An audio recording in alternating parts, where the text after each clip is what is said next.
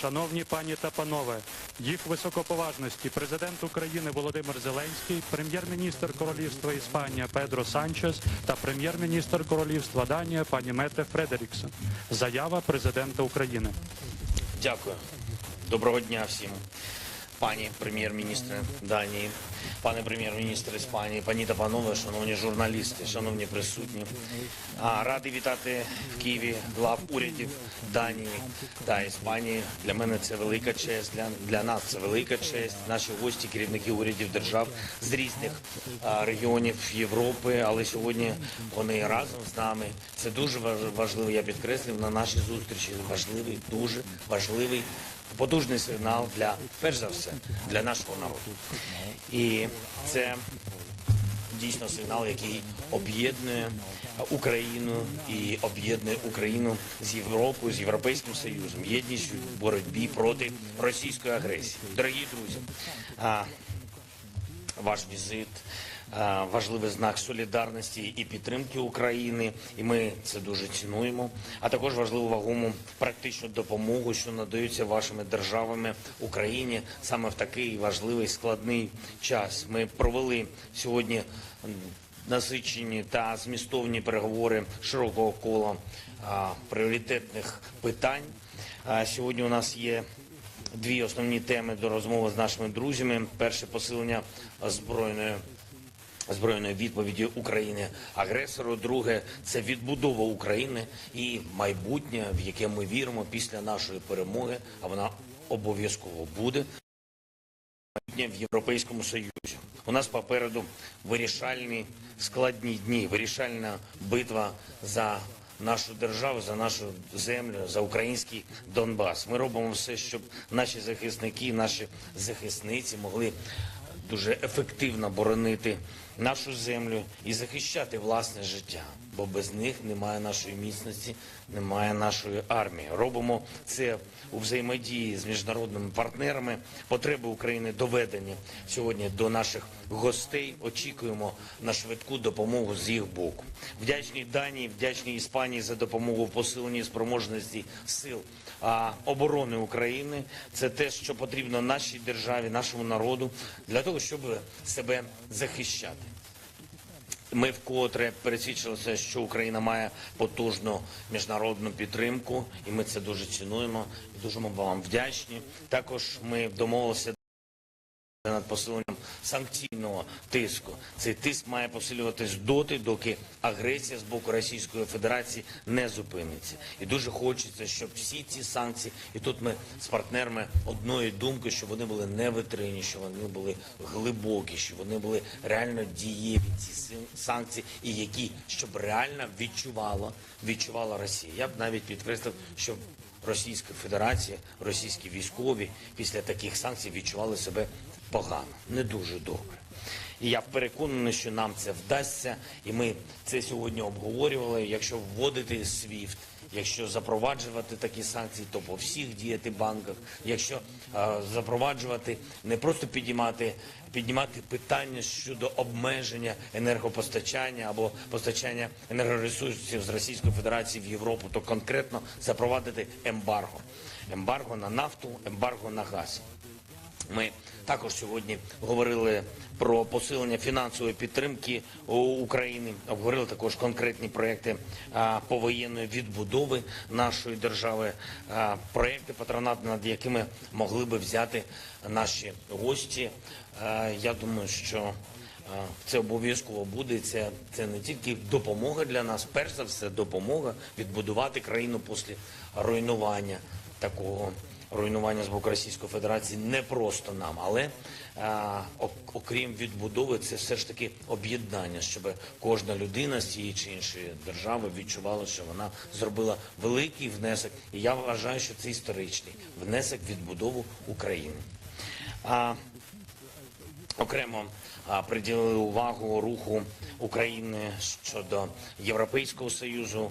Україна, ми вважаємо, заслуговує на швидкий вступ до Європейського Союзу. Я тут хочу сказати тільки одне. Ми Ми дійсно розраховуємо на вашу підтримку, на підтримку ваших команд, на підтримку вашого народу, вашого суспільства. Ми вважаємо себе рівними, не вважаємо себе кращими за вас, але точно вважаємо себе рівними. І дуже хочеться бути в одному союзі з партнерами і друзями, які сьогодні тут, і які нам сьогодні допомагають, за що я вам ще раз дуже вдячний. Дякую. Дуже дякую. Заява прем'єр-міністра Королівства Іспанія. Thank you, President Zelensky, for your kind invitation and for helping us to make this trip possible. This is a special year for Spain and Ukraine as we celebrate 30th anniversary of diplomatic relations between our two countries. My visit today is the first ever paid by Spanish Prime Minister of the government to Ukraine. And although I would like to come to Kyiv in completely different circumstances, I can assure you that this is an honor for me to be here today with you and the Prime Minister of Denmark, Mette Frederiksen. We have come with two main proposals. First, to convey our full support to Ukraine in these very difficult times, and second, to warn President Putin about our firm determination to condemn this unfair and unjustified war. Since the beginning of Putin invasions, Kyiv and Ukraine have become the heart of Europe, a strong symbol of courage and dignity in the defense of the high values and principles upon which Europe is founded. Being here in person gives me an even more clear perspective of what is at stake, and makes me even more determined in my firm commitment to support Ukraine as much as we can in our national capacity. You have clearly expressed, President Zelensky, your European vocation, making use of your right to choose your own destiny. You have our support in this legitimate aspiration. It is clear that you belong to the European family. I will bring back with me to Spain your testimony, a testimony of hope represented by Ukrainians' resistance, but also a testimony of rejection and indignation for atrocities of the war and its perpetrators. Today from Kyiv, I want to say to all the Ukrainian people that you are not alone. Europe is with you. The world, I believe, is with you, and we will not abandon you. Let me be clear, Europe stands united with Ukraine, and Europe stands united against this illegal and unfair war initiated by Putin. We want peace for Ukraine, and we want Putin to be held accountable for his crimes. We'll keep on helping Ukraine and Ukrainian people until we reach our goal, which is peace, justice, and freedom for Ukraine. Over the past few weeks, Spain has sent humanitarian aid and significant amounts of military material, medical supplies and weapons. 11 planes with 170 tons of military equipment have already been sent, and we are contributing financially to the European Fund for Peace for the European Union with around 120 million euros. We are fully committed with European Union sanctions to Putin's regime. We have approved a humanitarian package worth 31 million euros, the largest commitment ever made by Spain to a single country. Spain has activated a reception system to address the ongoing humanitarian crisis. We have already gave international protection to 66,000 refugees, and around 137,000 people have arrived to our country. The Spanish people has demonstrated once again their solidarity with those in need. But I am aware that the needs are enormous, and Spain is committed to help. For this reason, we will continue to provide all our political support, humanitarian and financial assistance, and military equipment to Ukraine. In this regard, I would like to make the following announcements. First, on the military side, I want to announce that a new shipment of military materials is on its way to Ukraine. In fact, a ship of the Spanish Navy, the Isabel, sailed off today from a Spanish port bound for Poland, loaded with 200 tons of modern ammunition and all the material. The ship carries 30 trucks, several special heavy transport vehicles, and 10 smaller vehicles loaded with the military material that will be transferred to Ukraine. This is the largest shipment made up to now, more than doubling what we have sent so far. Second, although the military support is essential to be able to win and end this war, I firmly believe that we must also fight against impunity, especially after visiting Borodyanka this morning. The atrocities committed in Ukraine cannot go unpunished.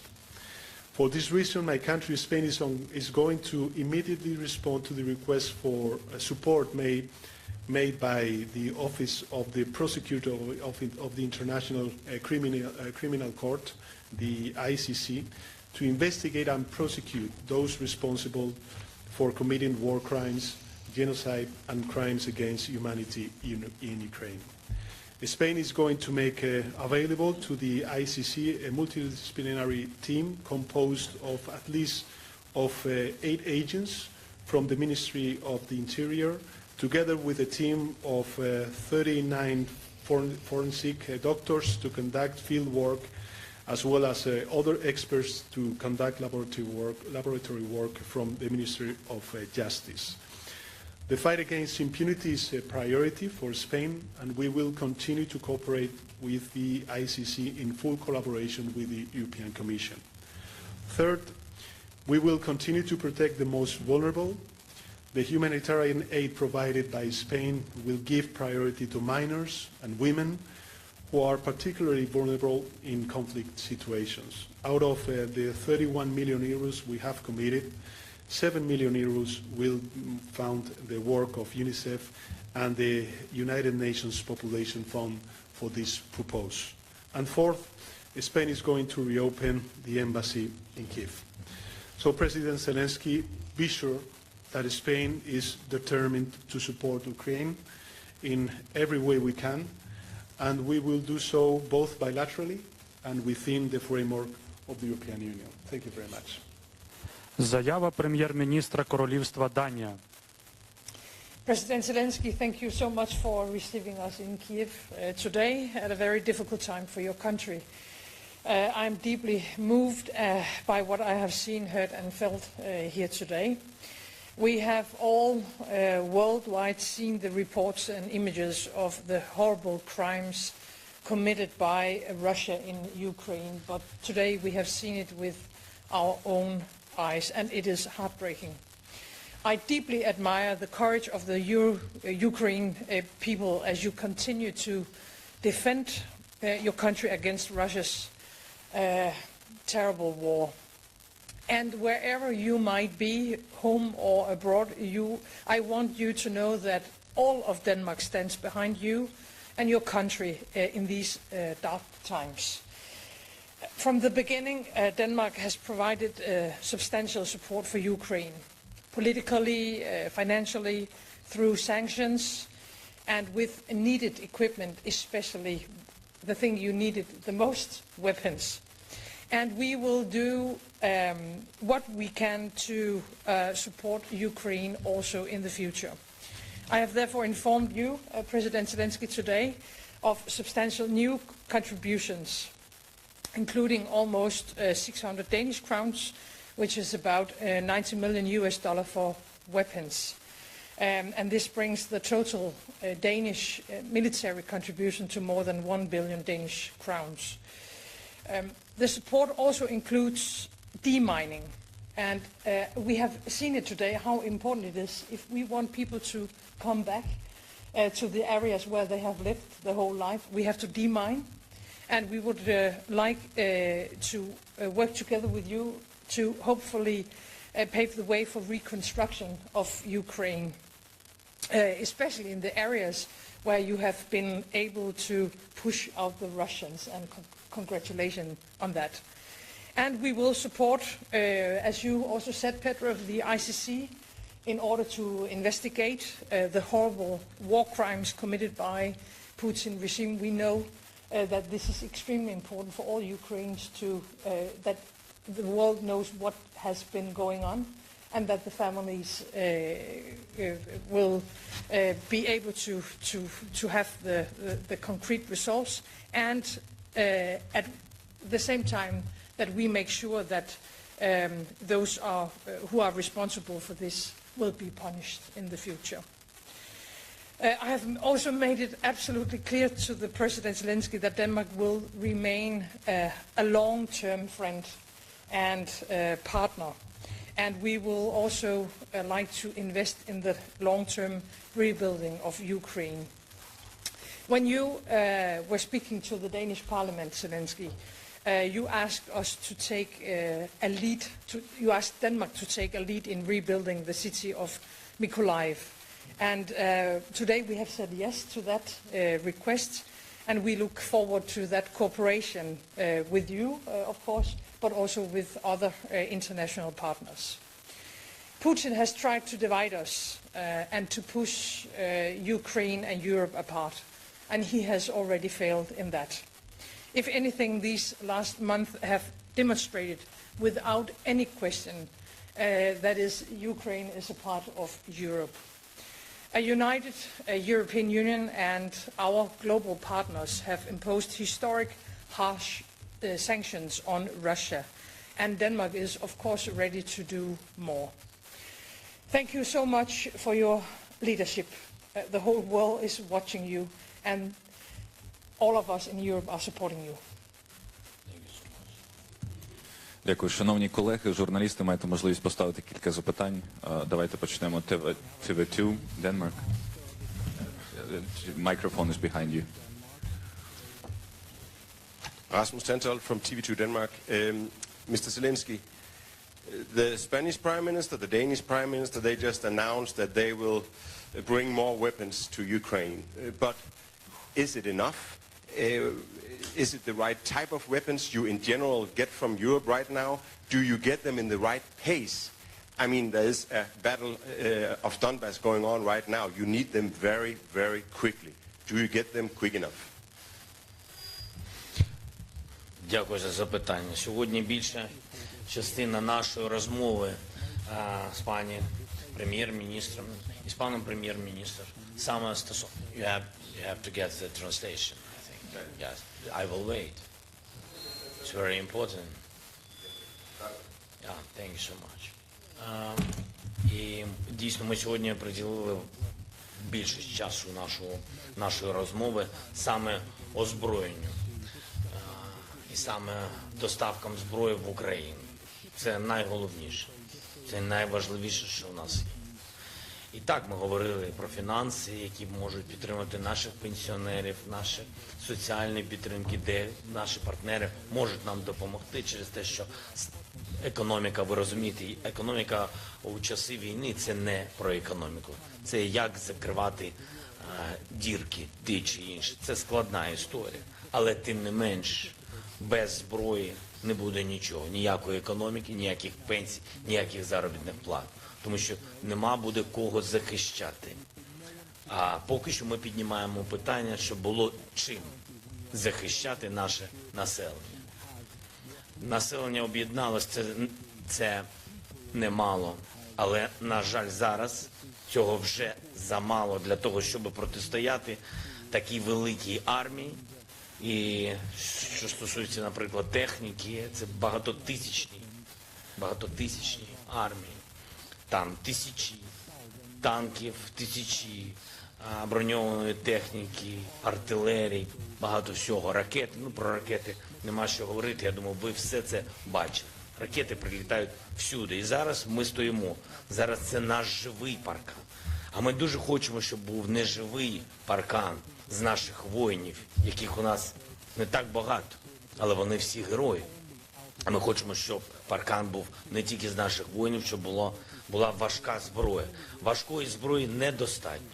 Ми сьогодні багато про це говорили. Ми дійсно очікуємо. Ми вдячні за підтримку нашим гостям, за ту підтримку щодо зброї, щодо постачання зброї, яка вже була виділена і яка ще прийде, але є пріоритети. І поки що пріоритетів, їх замало в Україні. І це не питання в Данії чи питання в Іспанії. Велика армія, багаточисельна, яка не думає про своїх людей. Російська армія, їм все одно, скільки людей у них загине. А нам не все одно. Тому ми б дуже хотіли би зберегти життя. Для цього потрібна ця техніка. Її не вистачає, говорю вам відверто. І з нашими сьогоднішніми гостями ми говорили, що ми дуже розраховуємо, що деякі речі, які є у наших, у цих країн, я розумію, вони також для них дуже важливі. Ми говорили про те, що у нас буде можливість розраховувати на ці речі. Для нас це пріоритет. One more question. Mr. Zelenski, you were talking about sanctions. And in the European Union right now, you're discussing further sanctions. And I want to ask the Prime Minister of Spain and Denmark, are you ready to support sanctions also on oil and gas? First you. Well, thank you very much. First of all, let me say, well, thank you very much for this question, but let me say that the most important I would say, position of the European Union is unity. And in this unity, we've been able, over these past weeks, to approve the 5 package of economic sanctions. Very, very important package of economic sanctions. Not only approved, but also starting to deliver these economic sanctions in our countries. So these are, of course, proposals that some member states already have tabled in the European Council, but it is important that we keep this unity, because this unity is the main asset that we have vis-à-vis, of course, Putin, and regarding the solidarity that we are expressing, Prime Minister of Denmark and Prime Minister of Spain to the Ukrainian people. But apart from speaking about we are going to ban the oil or the gas, let me just reivindicate the economic package that we already passed in the European Council, the one that the Commission is already working and will be presented in the coming days before the Minister of Foreign Affairs, and we will debate on these new economic sanctions. But I believe that the sanctions, the strength of our unity also represents something, a very important message, not only for the Ukrainian people, but also against Putin, and of course regarding our own populations that of course are behind their governments. Sanctions are one of the most important tools we have in our pushback on Putin and Russia. And the Danish position is very clear. We have said from the very beginning that we want as hard sanctions as possible. And this is still the Danish position. And we are already now thinking about the next package of sanctions. And next to that, I would like to also to underline that the unity when it comes to sanctions is extremely important. And gladly, we have been able not only to decide and implement sanctions within the European Union, but also with our close partners, US, Canada, UK, and so on. So we will continue to push on with sanctions. And then, Rasmus, you asked another question, is it enough what we're doing? And a short answer, Zelensky gave a very long answer, a short answer is no. And as long there is a war in Ukraine, then it's not enough what we are doing. We have already done a lot, and today we are bringing more, also weapons directly to, or we are saying that we are going to deliver weapons. But I think both of us, Petra and I, are very much aware that as long as you need our support and help in all these different areas, humanitarian aid, financial support, political support, and also when it comes to weapons, we have to be prepared that this will maybe last for a long time, and we stand with you. Я Я говорив так довго. I was too long, I'm answering. Я говорив так довго для того, щоб наступного разу ви сказали коротко «yes».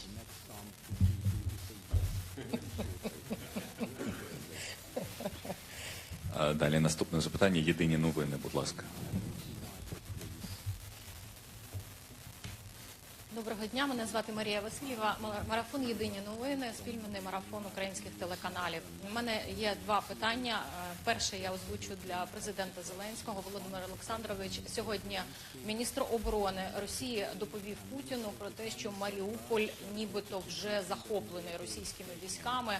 Чи можете ви прокоментувати цю заяву і чи відомо щось про долю наших захисників у Маріуполі? Чи є якийсь шанс врятувати тих захисників, які зараз є на Азовсталі? Ситуація, ви знаєте, складна і ситуація погана. З вчорашнього дня ми вважаємо, що вона практично не змінилась. Ви знаєте, заблоковані декілька тисяч людей, наших військових, а також цивільних людей, які поруч знаходяться з ними. Жінки, діти в основному там. А також десь біля 120 тисяч, також нашим колегам я розповідав ці деталі, де по нашим розрахункам біля 120 тисяч заблоковані в цілому в Маріуполі мирних жителів. Щодо гуманітарних коридорів, які ведуть до вивезення цих людей, працюємо постійно і постійно когось вдається вивезти. Останній час росіяни блокують цей процес. Була пропозиція обміну, хоча б обміну поранених людей на поранених людей. Я знаю, що такі сигнали Російська Федерація отримала. Також наші військові, в тому числі Азов, знають про ці сигнали, знають цю інформацію, тому що ми на щоденному контакті з нашими хлопцями. Поки що інформація така. Є Маріуполь захопленим, як повідомила Росія? Мені невідомо, що повідомили росіянам міністр оборони Російської Федерації. І я знаю, що більшість Маріуполя вони давно захопили. Ми знаємо з вами це прекрасно. Є частина нашого міста, де знаходяться саме там знаходяться наші військові, які там залишились. І поки що вони там залишаються. І ще одне питання я маю до високоповажного прем'єр-міністра Іспанії. Ми знаємо, що в червні Європейський Союз має дати відповідь на те, чи може стати Україна кандидатом в Європейський Союз. І якою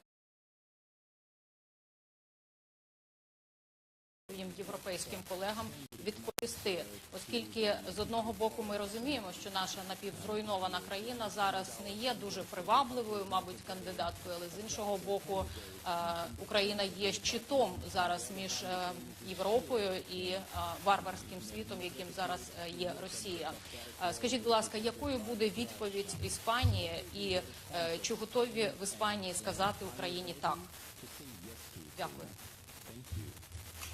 Well, thank you for this question. You know, Spain is not a founder of the former economic European Union, and nowadays the European Union. No? So we entered in the European Union back in the 80s of the 20th century. So this means that for a country like Spain, we're always positive on enlargement procedures, and we're always positive on joining other member states the European Union project. This is, of course, the philosophy and always how we enter in these debates. Secondly, the accession of the European Union for a country is adaptation and transformation. And I told President Zelenski that, of course, Spain will always support Ukraine in this path. And I'm sure that the outcome of this process of adaptation and transformation will be the one that you mentioned. Дякую. Радіо Spain, так? Fran Sevilla from Spanish National Radio. President Zelensky, thank you so much for having us here. You talk about Mariupol. President Putin said today that Russian forces has total control of the city, probably except this stronghold of Azovstal, and he doesn't care about the fate of those people there, the Ukrainian fighters, and even the civilians.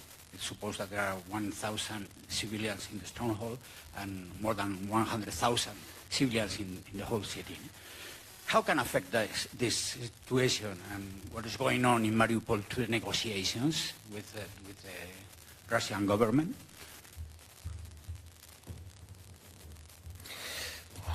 Дякую вам за запитання. Я не чув цієї відповіді президента Російської Федерації. Але якщо вірити тому, що написано, і те, що ви зараз озвучили, наскільки я розумію, складно сказати, що можна робити з людьми, яким байдуже. В принципі. Я вважаю, що людина і відрізняється від всього іншого, що є, в принципі, тому що людині не байдуже. Тому тут складно сказати. Але можу підкреслити, що розблокування міста Маріуполь, як і інших, до речі, міст, їх багато. Їх багато. В Україні, на жаль, на сьогодні захоплених з людьми в підвалах, закатованих. І розблокування міста Маріуполь, можливо, декілька всього шляхів. Є військовий шлях, до нього треба готуватись, і ми готуємось, щоб бути потужними. І тут потрібна допомога наших партнерів. Самим нам складно, нам потрібна відповідна зброя. Але ми думаємо про це. Думаємо. І другий шлях дипломатичний, гуманітарний, який на місці людей, навіть яким все одно, точно можна зробити швидко. Дуже швидко. Ми запропонували декілька варіантів, навіть не напряму, через посередників, в форматі обміну, почати хоча б поранених на поранених. Там більше 400 поранених, до речі, у цій цитаделі, як ви сказали. Більше 400 поранених на руках. Це тільки військові. Там є також поранені живі люди. Там також є діти, які, я вірю, виживуть. І точно не забудуть всім тим, кому все одно або не все одно. І тому поранені обмін. Ми говорили про обмін військових, ми готові. Ми цінуємо наших військових, нам не потрібні подарунки, і ми не очікуємо від Російської Федерації людяності і подарунків, гуманітарних кроків. Тому ми готові на ті чи інші обміни. Мало того, нас цікавлять люди, які загинули, яких наші військові, включаючи поранених там, щоб ви знали, вони їх там тримають, вбитих людей, не кинули. І ми розраховуємо їх повернути до їх батьків, тому що нам не все одно. Тому є дипломатичний шлях і шлях військових. Більше ніяких шляхів немає. Щодо дипломатичного не додав, ми спробували через Турцію, через президента Ердогана, якщо не хочуть напряму нам давати наших людей або обмінювати. Поки що це не зроблено. Всі варіанти ми росіянам запропонували. Чекаємо на відповідь.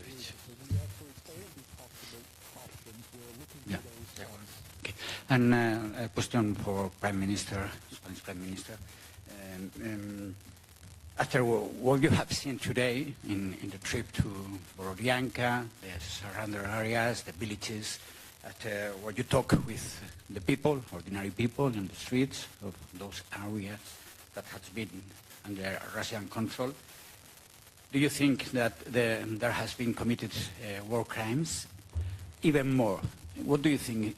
You can say that this has been a kind of genocide, because there is some kind of polemic about that, the word genocide. You know?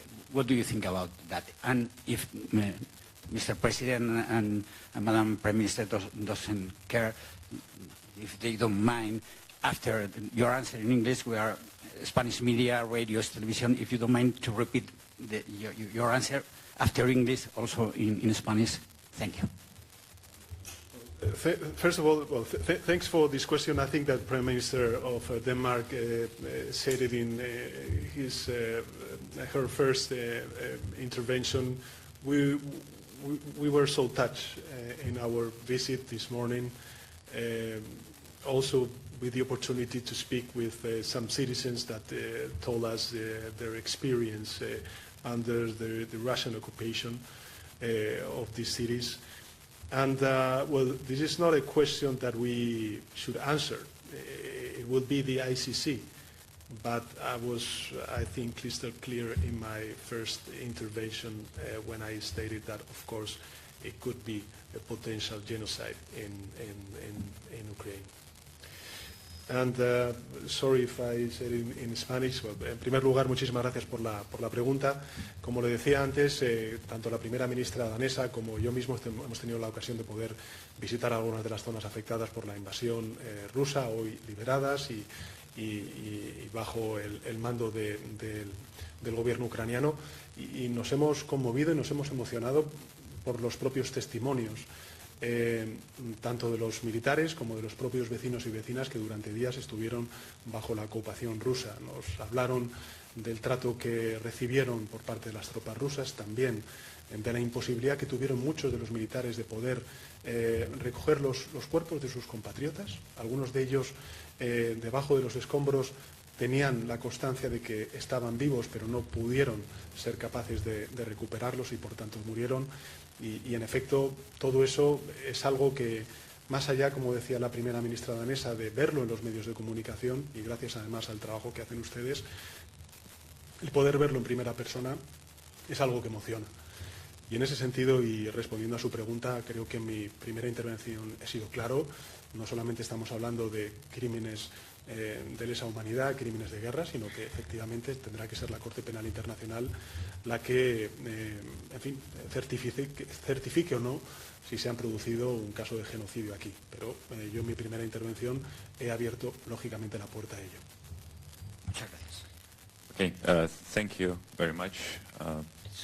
Наш захід завершено. It's finished. Thank you. Thank you so much.